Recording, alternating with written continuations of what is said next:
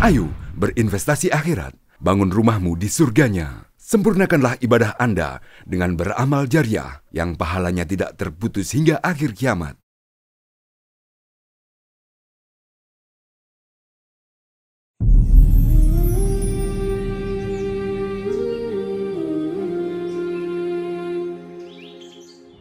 Assalamualaikum warahmatullahi wabarakatuh. Waalaikumsalam warahmatullahi wabarakatuh. Ya Allah, terima kasih Mas Eko ya. Siap Ustaz. Mas Eko yang lebih terkenal dengan Mas Eko Lingkungan. Iya.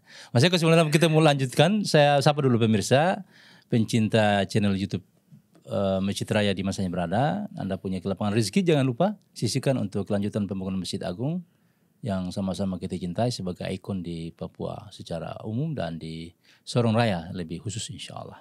Dan jangan lupa like, share, and subscribe channel YouTube kita ini supaya lebih berkembang insya Allah. Mas Eko, terima kasih banyak ini berkenan hadir di studio. Sama-sama Ustaz. Terima kasih juga sudah diundang. Oh iya. Kali pertama saya ini. Oh begitu ya? Saya baru tahu ada podcast di sini. Iya. Ini luar biasa ini. Masjid Raya memang harus lebih berkembang supaya sarana informasi dan pembinaan umat. Mas Eko, kita ingin bincang terkait dengan lingkungan. Kalau kita lihat di persoalan di Islam itu kan memang dicinta kepada kebersihan, ya begitu, sehingga ada semacam bahasa filosofi yang enak yang sering kita dengar kan, ada anadafatul minal iman. Nah, kalau Mas Eko ini diidentikan dengan Mas Lingkungan, sini kita tertarik ini bagaimana cikal bakal nih sampai di lingkungan. Iya, terima kasih Ustadz Agung Sibila dan juga teman-teman pendengar, pemirsa podcast Al Akbar Sorong.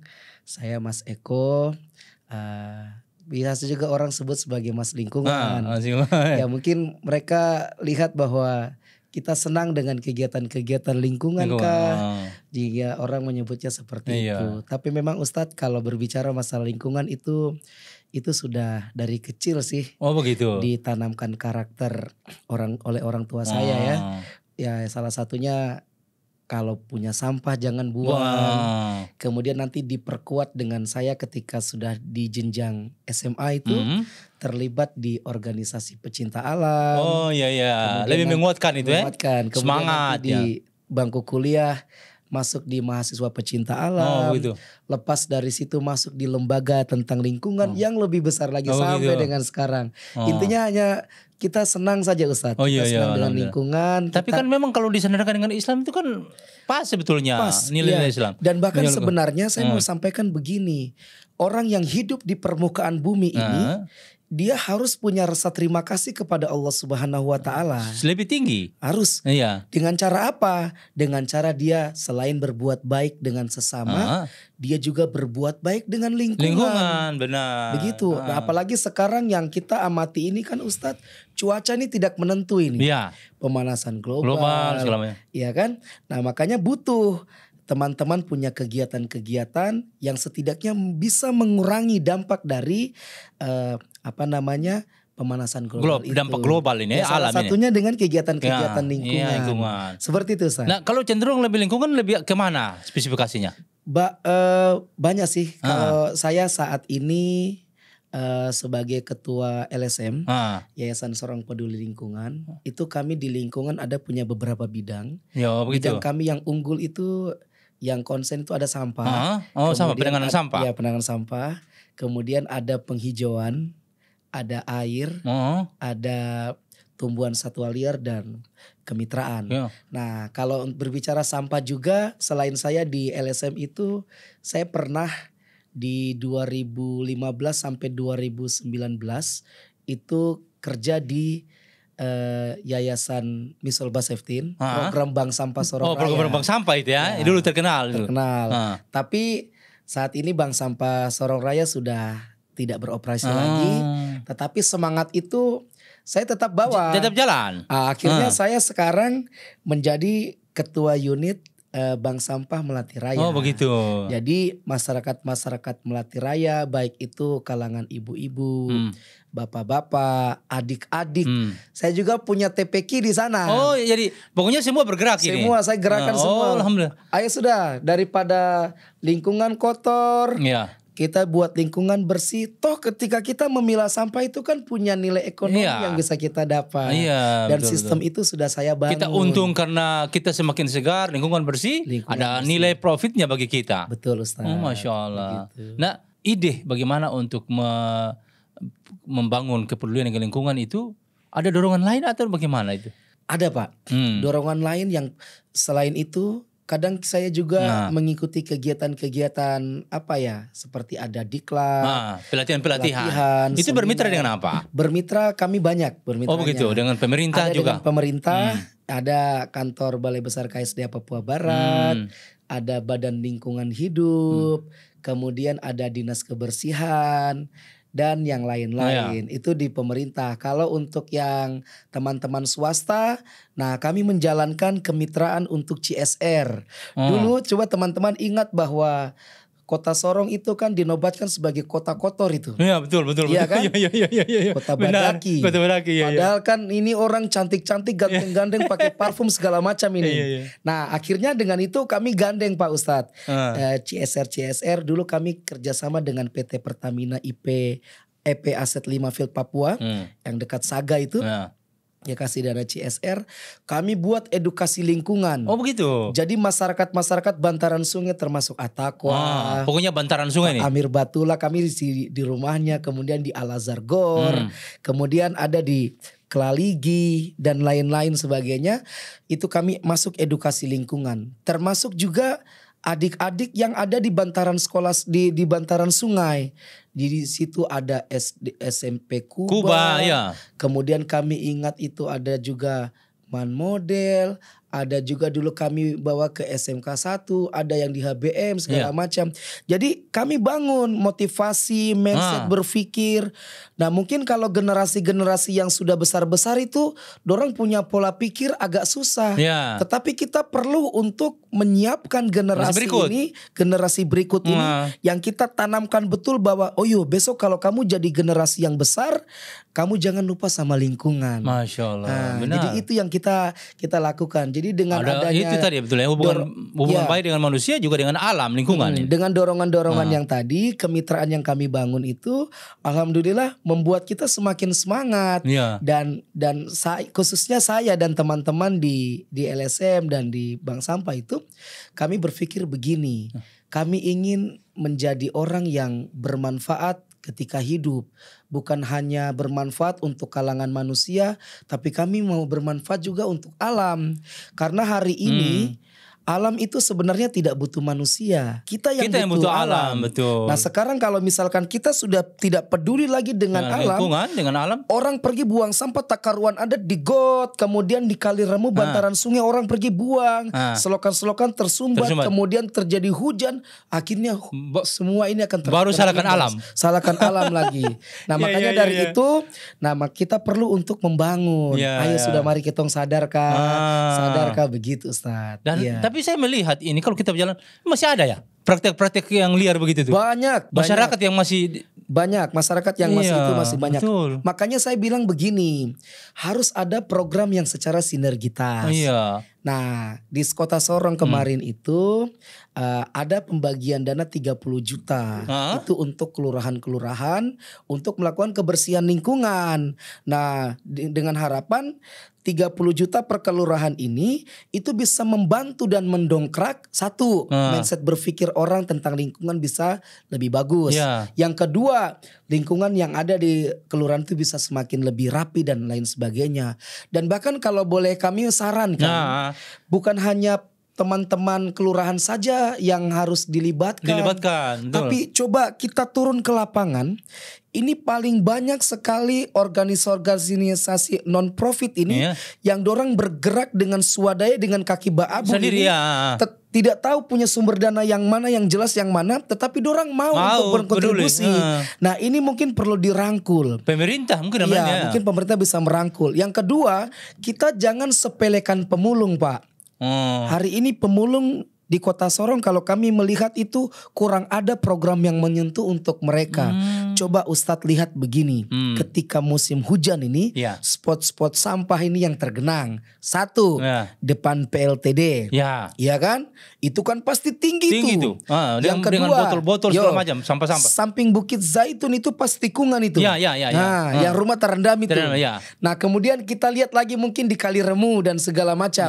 Dan beberapa titik-titik yang lain. Seandainya misalkan, termasuk di ujung sini Masjid Raya nih. Masjid Raya. Ya, dulu kan kami pernah satu kali aksi sama-sama dengan lingkungan hidup di sini. Oh begitu. Ya, sampai bawa eksavator itu. Kami juga ikut turun masuk dalam got itu. Nah, seandainya kalau teman-teman ini diberdayakan Ustadz, dipetakan di mana titik sampah ketika rawan hujan. Betul. Iya kan? Kemudian kita lihat pemulung ini carinya apa? Pemulung ini rata-rata carinya botol plastik. Dan yang paling banyak tersumbat di situ adalah botol plastik. Nah, coba pemberdayaan ini bisa menyentuh ke mereka. Benar. Kemudian bukan hanya disuruh angkat, tetapi kemitraannya. Siapa yang nanti akan menerima ini? Betul. Apakah di kilometer 8 pengepulnya itu? Apakah pengepulnya yang di HBM? Ataukah di Rufai dan segala macam itu? Artinya pemerintah dalam hal ini harus punya fasilitator ya? Harus ada seperti itu. Untuk antara, jadi pemulung bisa juga berkembang dengan baik. Ada hasilnya, profitnya ya. Betul. Diperhatikan. Betul. Dan bahkan rata-rata sekarang Ustadz berbicara tentang profit yang tadi di Bank Sampah Melati Raya ini kan saya ketua unit. Oh begitu. Saya pun nasabah itu kan sekitar 450. Begitu. Orang ini. Iya orang. Jadi 450 itu ada yang kalangan mama-mama dorang.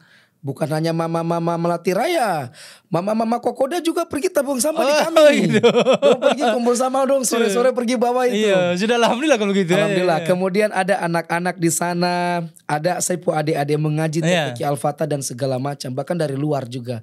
Nah, tetapi dari 450 itu yang aktif sampai dengan saat ini tuh kurang lebih sekitar 10. Kenapa itu terjadi? Karena harga sampah itu yang sangat-sangat kecil. Bayangkan karton itu dihargai sekitar 400 sampai 500. Botol itu sekitar 800 sampai 1000 kategori kotor. Nah, coba kalau Ustadz lihat orang yang pergi cari ini dengan gerobak yang roda satu itu dorong-dorong. Kalau dia punya rumah misalkan di sini di Al-Akbar ini, kemudian dia pergi cari di HBM. Itu dapat berapa karung dia bawa balik, kemudian pergi lagi, balik lagi, tidak sebanding dengan kinerja, dengan di sini mungkin capeknya. Perlu pemerintah masuk di situ ya. Iya, makanya saya bilang begini, kalau teman-teman ini sudah diskusi dengan sudah. Bahkan saya pun juga ketemu sama teman-teman DPR dalam ranah-ranah forum yang kami undang. Kadang mereka juga undang kami selaku LSM. Kadang saya pun juga mengundang mereka. Lingkungan hidup, DPR Komisi 3, Kakak yang menangani Sagri, bidang itu. Iya, menangani bidang ini, dan lain sebagainya. Saya sudah mengutarakan. Saya juga sering diundang di RRI Sorong. Waktu itu satu bersebelahan dengan kepala dinas. Saya bilang, Pak, tolong dilihat harganya supaya teman-teman semangat. Ataukah yang kedua, bikin seperti periode yang sebelumnya. Setiap tahun itu ada reward 2. Oh begitu. Ya. Dulu pernah ada. Pernah ada. Dulu itu siapa yang buat, yang gagas? Dulu itu semasa Bank Sampah masih dihandle oleh Dinas Perumahan Kawasan Permukiman. Kantornya di kilometer 12 Pimpinannya Pak Andreas Adi. Nah, kalau saat ini untuk masalah kebersihan sudah beralih. Dia dinas sendiri. Dia langsung ke Dinas Lingkungan Hidup. Kalau dulu masih Dinas Perumahan. Nah, di Pak Andreas Adi itu dulu waktu tahun 2000, saya ingat betul 2017, 2018 itu setiap tahun itu ada 2 reward yang diberikan oleh nasabah Bank Sampah, kategorinya 2. Satu kategori siapa yang paling banyak punya sampah. Yang kedua yang paling banyak punya menabung sampah. Menabung. Yo. Dulu itu saya punya adik kandung itu, dia itu paling banyak menabung sampah. Oh begitu. Akhirnya dapat uang berapa ya? 500.000 kah? Reward ya? Reward itu. Nah, kadang luar biasa. Dengan itu penyemangat sebetulnya. Dan saat ini Ustadz, reward itu sudah tidak ada lagi. Dan bahkan harga-harga sampah dulu kan saya kerja di Bank Sampah Sorong Raya itu sebagai penggerak di lapangan. orang menangis tentang sampah. Jadi tahu harga. benar bagaimana Tahu. pengalaman pemulung itu. Rapat 3 bulan itu, Ah. kami setiap 3-4 bulan tuh kami rapat harga. Di situ saya selalu menyuarakan, akhirnya kan harga ada yang naik begitu. Ah. Tapi sekarang sampai saat ini sudah hampir tidak terlihat itu. Waduh. Ya mudah-mudahan dengan podcast ini teman-teman kalau betul-betul program Pak PJ itu Ya. salah satunya adalah mengentaskan masalah persampahan. Bukan hanya kerja bakti Pak yang dilihat, Ya. tetapi coba lihat orang Akhirnya- yang mengelola sampah ini profitnya itu loh Pak. Coba dilihat kecil sekali. Kalau misalkan terlalu kecil, ya mungkin dengan anggarannya kota disubsidi Subsidi saja, betul. Legislatif duduk sama eksekutif. Eksekutif. Ya, kemudian sharing dana, kemudian nanti ada dana tentang kebersihan, ada juga mungkin sharing dana untuk yang dana untuk mendongkrak harga sampah yang tadi. Saya pikir kalau harga sampah ini dikasih naik, itu pasti orang akan berlomba-lomba. Iya. Apalagi misalkan sudah diciptakan sistem di Sistem, lapangan. iya, betul. Seperti itu Ustaz. Dan pasti itu tadi membantu pemerintah sendiri di soal kebersihan. Membantu pemerintah sendiri. Ini penjagaan. kan kalau misalkan kita kelola sampah dengan baik, kita bisa dapat adipura dong. Iya betul, pemerintah yang punya nama kan pemerintah. Iya, yang punya nama kan bukan Mas Eko, bukan Ustadz Agung Sibela, betul. kan pemerintah Kota Sorong. Betul. Seperti Jadi itu. harus memang berani berkorban sebetulnya pemerintah. Betul. Ketimbang nanti di stempel apa siap pertama tuh kota. Kota terkotor. Seperti itu Ustaz. Iya. Nah, dalam perjalanan lingkungan ini ada pengalaman pahit tidak? Ada Ustaz. Bagaimana tuh? Pengalaman pahitnya itu banyak. Kadang itu yang saya bicara yang pahit-pahit saja. Iya. Ketika saya masih di bank sampah sebagai pendamping lapangan. Iya. Kadang kalau saya datang ke sana mereka mengeluh harga sampah turun. Nanti saya sampai di forum sana kadang kita pesuara yang kurang, akhirnya harga sampah belum bisa naik lagi. Kadang mereka pokoknya paling banyak lah masalah sampah itu. Kadang mereka itu Ustadz punya sampah sudah membludak. Sudah tidak ada lagi tempat untuk mengumpul sampah di rumah. Kan biasa kayak ada ruang kecil begitu tuh. Tiba-tiba tempat yang kita mitrakan itu dia bangkrut. Jadi kadang mereka juga bilang, "Wah, Mas Eko sebagai pendamping lapangan bagaimana kami ini?" Akhirnya saya perlu mitra ke yang lain lagi, channel ke yang lain. Akhirnya alhamdulillah Allah baik. Allah lihat hati orang-orang yang mau untuk bergerak masalah kebersihan, akhirnya dikasih channel sampah. Nah, kemudian pengalaman yang paling lagi itu kadang terkait masalah image. Di rumah itu kan tempat kumpul sampah saya itu sekarang. Gitu. Kadang itu orang bilang, "Boh, ini orang bikin jorok atau bikin apa?" Saya bilang, "Tidak, kan kita pilah toh." Begitu. Kadang orang menganggap ih ini Ustadz Eko ajar mengaji, tapi dia kumpul sampah. Macam dia terpunya uang saja. Kadang ada bahasa-bahasa itu. Betul. Dan rata-rata nanti coba survei. Adik-adik atau teman-teman mari ketong pergi kumpul sampah. Kadang orang berpikir, aduh saya malu nanti saya dikatakan pemulung. Kadang saya dikatakan begitu pemulung. Tapi kalau saya beranggapan saya itu bukan pemulung. Saya itu peduli lingkungan. Betul. Saya belajar, saya tergerak hati, tergerak pikiran. Akhirnya saya berinisiatif untuk ambil peran. Seperti itu. Mestinya semua orang berperan begitu. Artinya jangan melihat bahwa itu pemulungnya. Lihat bagaimana kita punya peran andil untuk kota ini ya kan. Betul. Dengan kita bisa membersihkan sampah. Pada akhirnya kan bukan apa-apa. Artinya kita punya peran membangun. Dan ya walaupun kecil profitnya, tapi kan ada nilai yang Nah, kita harus bersyukur di situ kan begitu. Iya. Di yayasan itu ada berapa banyak teman-teman? Kami ada sekitar kurang lebih 20-an orang. Kami bagi dari struktur atas pembina, pengawas, kemudian KSP, ketua sekretaris KSB, ketua bendahara, masuk pada bidang-bidang sampah, reboisasi, air, TSL, pengawasan, kemitraan itu. Begitu. Jadi kurang lebih ada sekitar begitu, itu. Iya. Dan kami jalan kemitraan sampah saat ini kami mitrakan dengan pemerintah, ada dinas lingkungan hidup, ada pengepul kilometer 8. Kalau masalah penghijauan, kadang kami ke kantor KSD Papua Barat, itu kami minta bibit, sosialisasi ke sekolah-sekolah kami ini. dan yang lain-lain Untuk lagi. program sosialisasi itu sampai saat ini berjalan terus. Alhamdulillah masih berjalan. Saya lihat berapa banyak agenda itu sering pertemuan dengan instansi terkait itu dalam rangka. Termasuk yang di sini di sekolah sungai itu di Om Sabon. Oh iya ya. Itu kan saya Rumah singgah itu. Rumah singgah itu. Itu kan kita mau membahas masalah aksi nyata untuk Kali Remu. Oh begitu. Saya pimpin. Saya kasih surat DPR, kamu datang. Ketua Komisi 3 datang. Oh begitu. Kakak Sagrim. Iya. Jadi Kakak Sagrim datang. Waktu itu ada Bapak Distrik datang. Ibu Lurah 2 Remu Utara sama Remu juga datang. Pak Kele Kambu datang. Kami musyawarah dengan stakeholder yang lain kami libatkan. Nah, jadi kadang kami punya model itu apa titik fokusnya? Titik fokus itu adalah untuk rencana aksi pembersihan Kali Remu pada waktu itu.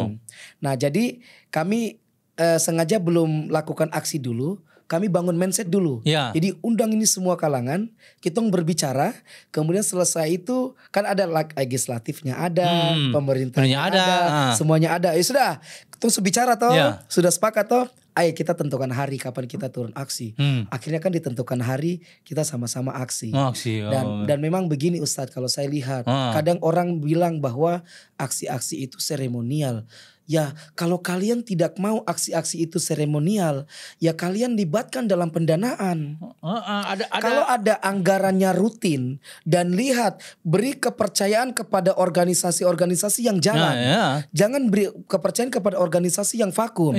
Kalau dia jalan, kemudian kalian agendakan misalkan 1 bulan 1 kali kah, atau 1 bulan 2 kali kah. Kemudian siapkan anggarannya, itu lebih bagus. Saya kadang bilang sama teman-teman ketika ketemu sama legislatif, ketemu sama teman-teman pemerintah, saya harus bilang begini, bisakah anggaran kebersihan itu macam kemarin 30 juta itu kan untuk lurah-lurah. Coba kamu plotkan 55 juta saja. Kamu panggil teman-teman kaki abu yang ada di luar sana. Mungkin yayasan peduli lingkungan, ada teman-teman literasi, mungkin ada teman-teman geng motor yang peduli lingkungan, ada pemulung. Kumpulkan dorang, kasih dong uang mungkin 55 juta. Tapi program jelas ya. Jangan sampai program kabur, harus jelas, dokumentasi jelas, pelaksanaan jelas. Nanti bikin model, 1 pergi bikin program di Kali Remu, khusus kali. 1 bikin di Rufai sana, kawasan-kawasan pesisir. 1 bikin di gunung sana, 1 bikin di perumahan Yuti sana, 1 bikin di mana. Akhirnya kan semua teredukasi. Bagi tugas ya. Dan kalau misalkan pemerintah konsen, sebenarnya kelompok-kelompok ini harus, karena kalau mengandalkan CSR, berapa banyak kita bisa gandeng CSR. Terus berapa lama kita dengan dana CSR. Tapi kalau itu dijadikan hibah rutinitas untuk teman-teman yang selalu aktif bergerak, luar biasa Ustaz. Begitu. Harus terprogram yang baik. Iya. Kalau tidak mau bilang rutin apaan tadi? Seremoni saya kan? Iya, jangan seremoni. Nah, dalam bersentuhan dengan tadi stakeholder, itu bagaimana sikap mereka sebetulnya? Sikap mereka terbantu, Pak.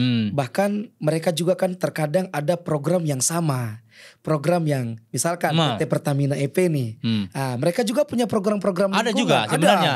Bahkan kita dapat CSR mereka itu.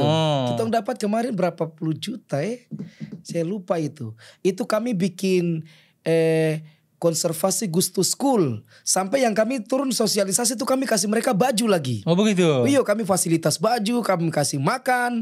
Kami ketika kunjungan itu kami kasih mereka tumbler.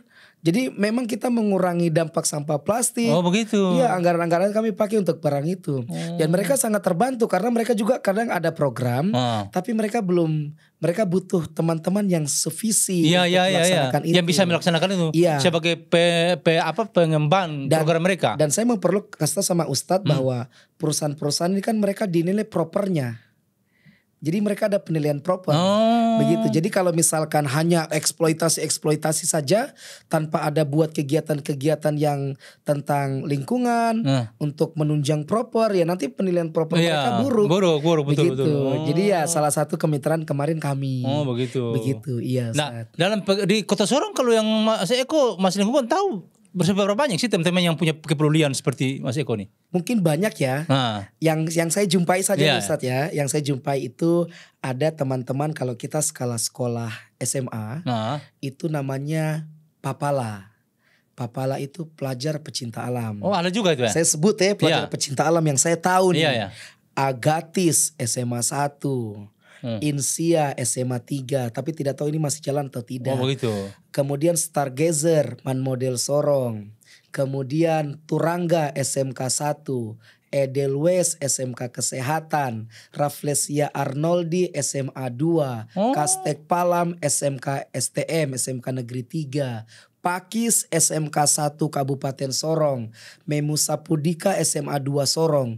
Mungkin yang saya kenal itu, tapi sekarang mungkin sudah berkembang lagi. Artinya itu cukup banyak, banyak komunitas itu ya. Komunitas banyak. Tinggal Kemudian, pemerintah sebetulnya tinggal. Bukan hanya itu Pak, di tingkat mahasiswa pun juga ada mahasiswa pecinta alam. Di UMS itu ada 2. Ada fakultas yang teknik punya sendiri sama UMS punya juga ada. Itu mahasiswa pecinta alam.